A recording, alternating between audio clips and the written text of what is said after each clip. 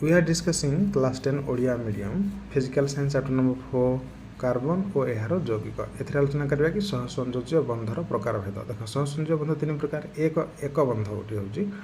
प्रत्येक परमाणु गोटे लेखाएं इलेक्ट्रॉन सह परस्पर भाग करिथांती फल गोटे